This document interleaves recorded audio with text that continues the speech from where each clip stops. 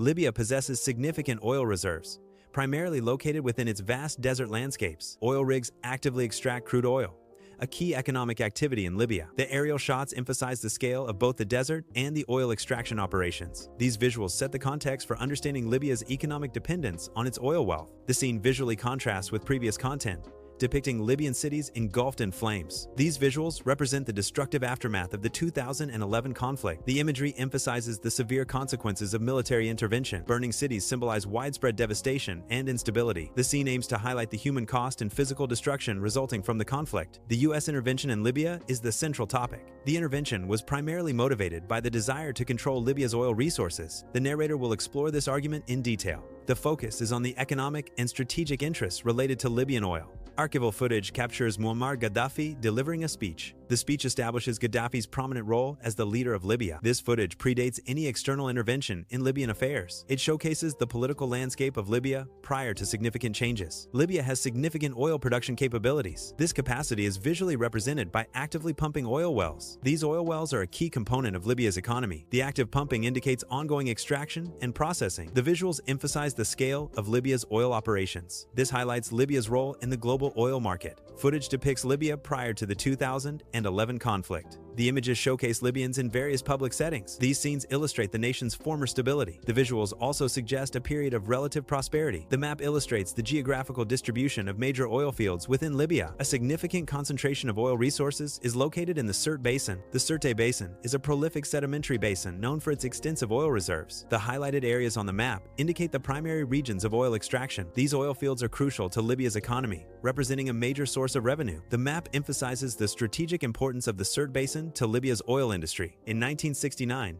Muammar Gaddafi led a coup in Libya. This coup marked a significant turning point in Libyan history. It resulted in the overthrow of the existing kingdom. Gaddafi's actions transformed Libya into a new nation. The country subsequently gained substantial oil wealth. This wealth played a crucial role in shaping Libya's future. Libya possesses the largest proven oil reserves in Africa. These reserves are estimated to be approximately 48 billion barrels. This substantial oil wealth is a key factor in Libya's economic landscape. The country's economy is highly dependent on oil revenues. Libya's oil reserves play a significant role in global energy markets. The graphic illustrates Libya's oil production levels prior to 2011. Before 2011, Libya's oil production was approximately 1.6 million barrels per day. This production volume represents a significant period in Libya's economic history. The graphic serves as a visual reference for understanding Libya's oil output during that era. In the 1,970 seconds, Libya nationalized its oil industry under Gaddafi's leadership. Nationalization involved the government taking control of oil production and resources. This policy aimed to increase Libya's control over its natural resources. Oil revenues were subsequently used to fund various social programs. These programs aimed to improve living standards and provide benefits to Libyan citizens. Prior to certain events, Libya implemented extensive social programs for its citizens. These programs were largely funded by the country's substantial oil revenues. A key component was free education at all levels, from primary school through university. Libya also provided free healthcare services to its population. Significant investments were made in infrastructure projects across the country. These projects aimed to improve living standards and facilitate economic development. Libya achieved oil independence, controlling its own oil resources. This independence became a point of contention with Western powers. Western powers coveted Libya's substantial oil reserves. The desire for access to these resources fueled external interest in Libya. Muammar Gaddafi pursued pan-African policies aimed at unifying the African continent. These policies sought to foster greater economic and political cooperation among African nations. A key aspect of Gaddafi's vision was the introduction of a gold-backed pan-African currency, the dinar. The gold-backed dinar was intended to replace the US dollar in trade within Africa. This initiative was perceived as a threat to the US dollar's dominance in the region. Gaddafi's efforts to establish the dinar challenged the existing global financial order. Muammar Gaddafi directed Libyan oil revenues towards African development projects. These investments aimed to foster economic growth and stability across the continent. A key objective was to diminish African nations' dependence on Western aid. Libya sought to establish itself as a major financier of African infrastructure. The investments spanned various sectors, including agriculture, energy, and telecommunications. This strategy reflected Gaddafi's vision of a unified and economically independent Africa. Muammar Gaddafi's policies increasingly challenged the interests of major global oil corporations. These policies impacted governments reliant on stable and affordable energy supplies. Gaddafi Gaddafi's actions were perceived as disruptive to the established oil market dynamics. This created friction between Libya and powerful international entities. These tensions ultimately contributed to a complex geopolitical situation. Prior to the Arab Spring, Libya maintained a stable economic environment. The nation had successfully avoided accumulating any national debt. Correspondingly, Libya experienced high living standards among its population. These factors contributed to a period of relative prosperity and stability. The absence of debt allowed for greater investment in public services. High living standards reflected a generally positive quality of life for Libyan citizens. The Arab Spring involved widespread protests across the Arab world. Benghazi, Libya, saw significant protests against Muammar Gaddafi's rule in February 2011. These protests were part of a larger movement demanding political change. Footage from this period documents the intensity of the uprising in Benghazi. Initial protests in the Arab Spring evolved into armed rebellions in several countries. Escalation occurred as governments responded to protests with force. Defectors from national armies joined the opposition, providing military expertise and equipment. The influx of defectors significantly strengthened the rebel forces. Foreign influences, including material and logistical support, further fueled the armed conflicts. The Arab Spring uprisings prompted varied government responses across the affected regions. Some governments chose to engage in negotiations and reforms to address protesters' demands. Other governments responded with forceful measures to suppress the demonstrations. These forceful responses often involved the use of military or police force against civilian populations. Such actions led to accusations of human rights abuses and potential massacres. The government's reactions significantly shaped the trajectory and outcomes of the Arab Spring. The Arab Spring uprisings prompted international concern and intervention. UN Security Council Resolution 1973 was a key response to the crisis. Resolution 1973 authorized the establishment of a no-fly zone over Libya. The resolution aimed to protect civilians from the ongoing conflict. The UN Security Council passed Resolution 1973. This resolution marked a significant moment in international involvement during the Arab Spring. Operation Unified Protector was a NATO-led military intervention. The intervention took place during the Arab Spring uprisings. Key NATO members involved were the US, France, and the UK. The operation involved military action and support. The intervention aimed to enforce a no-fly zone. The operation also sought to protect civilians. Airstrikes targeted Gaddafi's forces during the Arab Spring uprisings. These strikes aimed to degrade the military capabilities of the Gaddafi regime. Infrastructure controlled by Gaddafi's forces was also a target. The airstrikes were part of a broader international intervention. The Arab Spring intervention involved extensive military operations. A significant number of sorties were flown during this period. Sorties are defined as operational flights by military aircraft. Over 26,000 sorties were conducted throughout the intervention. This high number reflects the intensity and scale of the aerial operations. These sorties supported various objectives within the intervention strategy. The Arab Spring's official narrative centered on humanitarian concerns. A key justification was preventing a potential bloodbath in Benghazi. This narrative framed intervention as a necessary measure to protect civilians. The humanitarian aspect served as a primary rationale for international involvement. Skeptics of the Arab Spring narrative suggest the extent of violence was overstated. The bloodbath narrative was allegedly amplified beyond its actual scale. This exaggeration, according to skeptics, served a specific purpose. It was purportedly used as a justification or pretext for external intervention. Intervention, in this context, refers to external forces becoming involved in the internal affairs. Therefore, skeptics view the narrative as a tool to legitimize foreign involvement. Research indicates a lack of evidence supporting a planned genocide during the Arab Spring. The narrative of potential genocide was amplified during the Civil War. This amplification was used as rhetoric to justify intervention. The situation is more accurately characterized as Civil War dynamics. Civil conflicts often involve heightened rhetoric and claims. Claims of genocide require substantial evidence, which research suggests is lacking in this context. U.S. Congressman Ed Markey stated a potential motive for U.S. involvement in Libya. The stated motive was related to oil resources within Libya. This perspective suggests economic interests as a driver for U.S. foreign policy. The statement implies a connection between geopolitical strategy and access to oil. The intervention is linked to America's dependence on OPEC imports. This dependence is viewed as a key motive. OPEC's influence on oil supply impacts the U.S. Markey highlights this connection. Oil dependency shapes strategic decisions. OPEC's role is central to understanding the motive. Academic research indicates a correlation between oil, wealth, and intervention in civil wars. Interventions in civil wars are significantly more likely in oil-rich nations. The presence of substantial oil reserves appears to be a key motivating factor. This suggests that access to or control of oil resources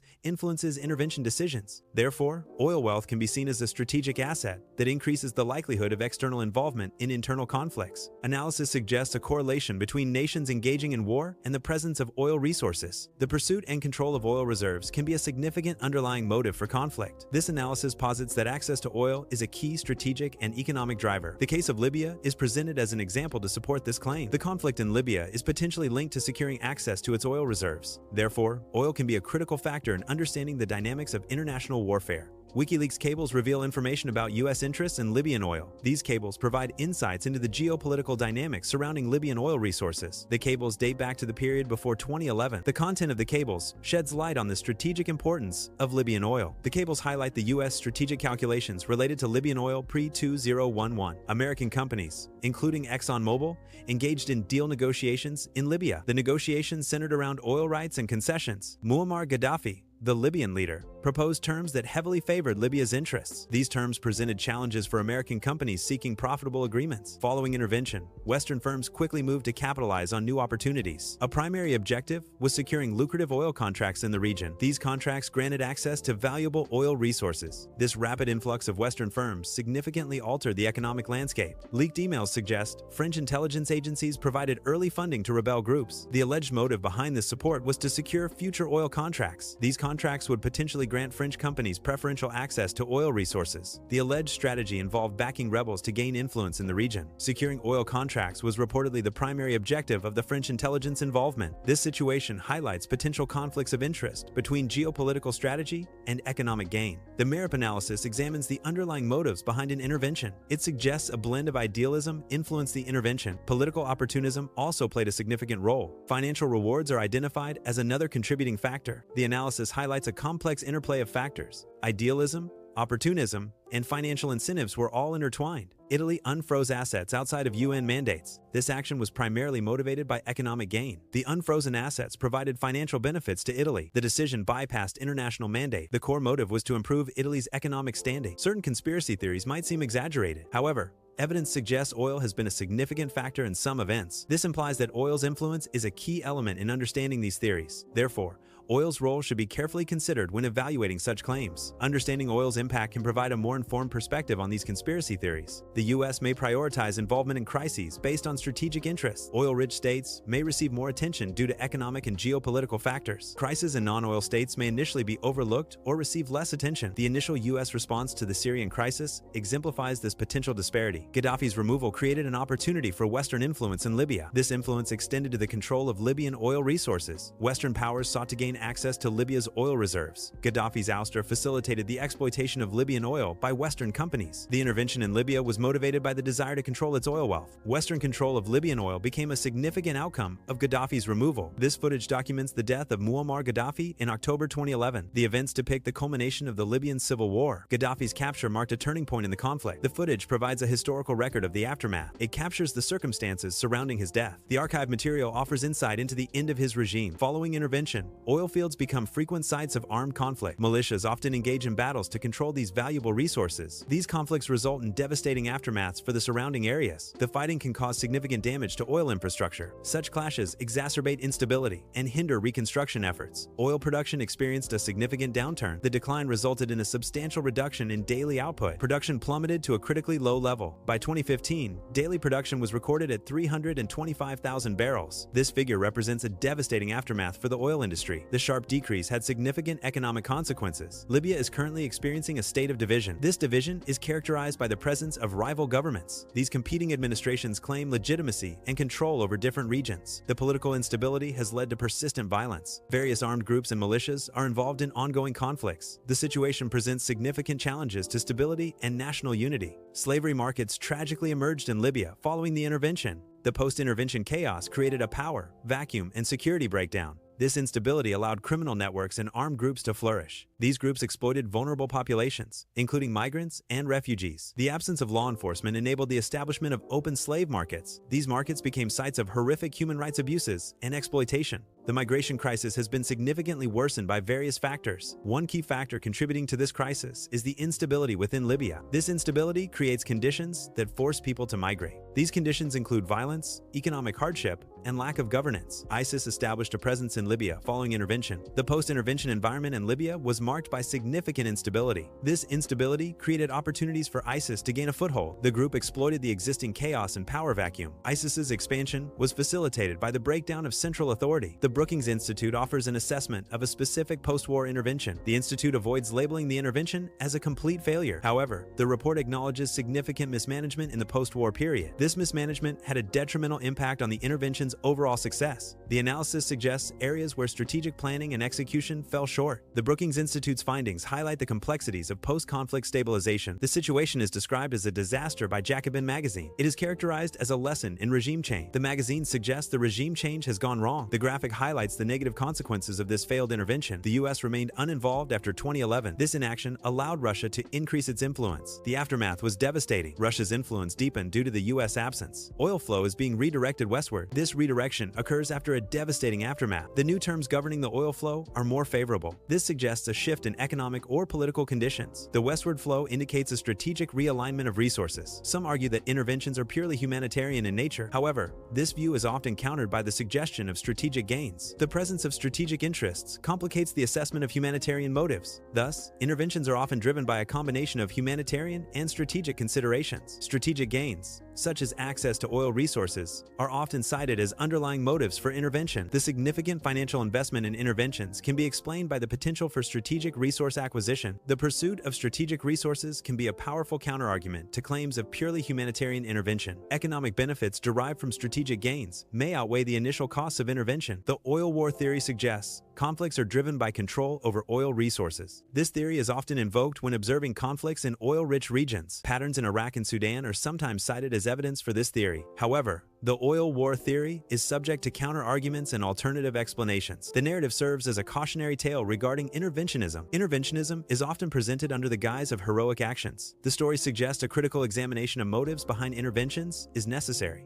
It implies that not all actions framed as heroic are genuinely beneficial. The narrative encourages skepticism towards seemingly benevolent interventions. The underlying message is to be wary of interventionism, even when it appears as heroism. The destruction in Libya reveals the underlying motivations of power. Oil resources are suggested as a key factor in the intervention. The pursuit of resources can drive destructive action. This implies a potential exploitation of nations for economic gain. The events highlight a darker aspect of global power dynamics. Resource control can be a catalyst for conflict and devastation. Viewers are encouraged to actively question official narratives. Critical thinking involves scrutinizing information presented as fact. Independent verification of sources is a key component. Consider diverse perspectives to gain a comprehensive understanding. Challenge assumptions and biases that may influence narratives. Formulate informed opinions based on thorough analysis and evaluation. Engage with our content by subscribing to the channel. Subscribing ensures you receive updates on new uploads. By subscribing, you support the creation of more content. Click the subscribe button for continuous access to our resources. The end credits provide a list of sources used in the video. This practice ensures transparency and proper attribution. Listing sources gives credit to the original creators of the content.